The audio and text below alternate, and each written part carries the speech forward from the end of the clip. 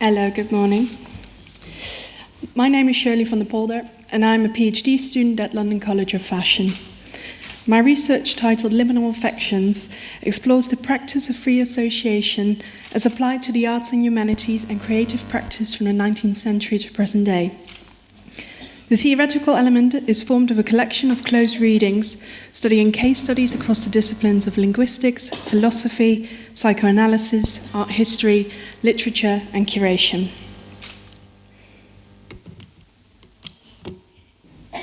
Disruptions provide breaks. These breaks create space for contemplation and experiment, which allows innovations to be born and developed. When Diana Vreeland joined the Costume Institute at the Metropolitan Museum of Art in New York in 1972 as a special consultant, a disruption was fact. Before her arrival at the museum, Vreeland was editor-in-chief at Vogue from 1962 to 1971.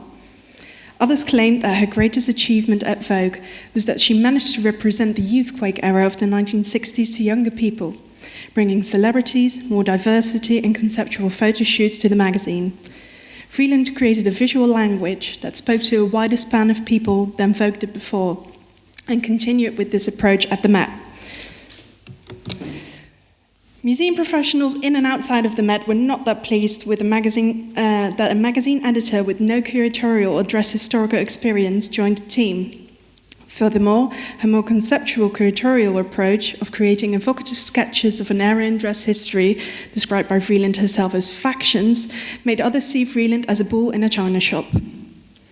Vreeland's exhibitions deviated from the traditional displays by creating tableaus of mannequins with props, special lighting, music, and sometimes even scent. Vreeland's curatorial approach was seen as historically inaccurate and therefore bad practice.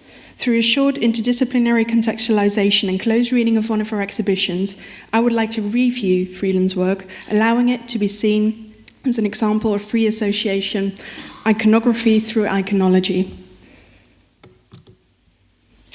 The definition of free association in the Oxford Dictionary is the mental process by which one word or image may spontaneously suggest another without any logical connection.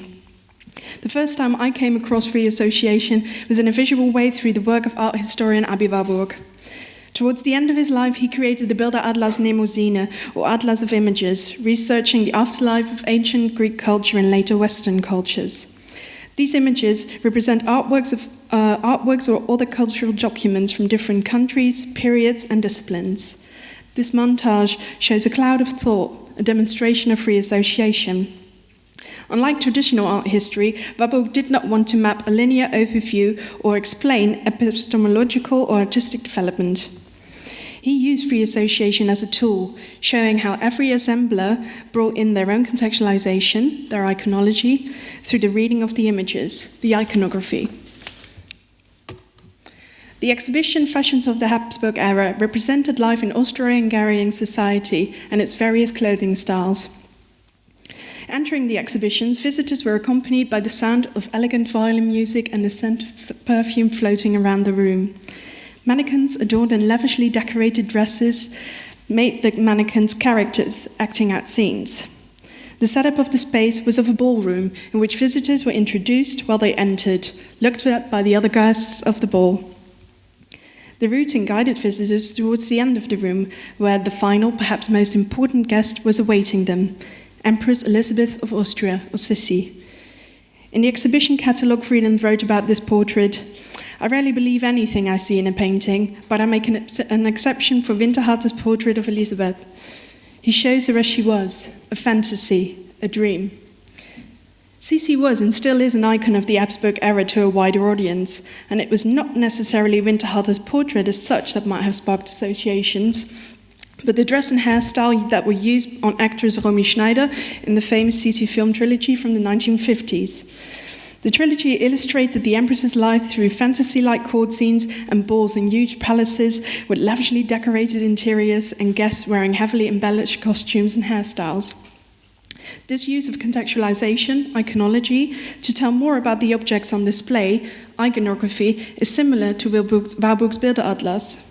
The evocative tableau-based scenes and the interdisciplinary contextualization of pairing dress with painting and indirectly film allowed visitors not familiar with the Habsburg era to explore its court life.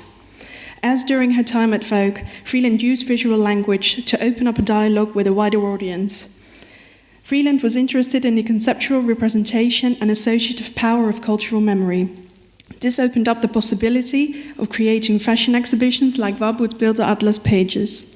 The tableaus were not a given, but a suggestion, an invitation for further thought and exploration, a dialogue, an exercise of free association, and this brought a large number of people to Vreeland's exhibitions.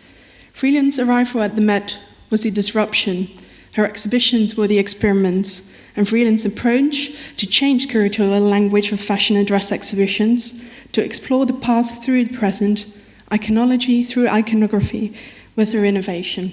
And I will now hand over to Lisa.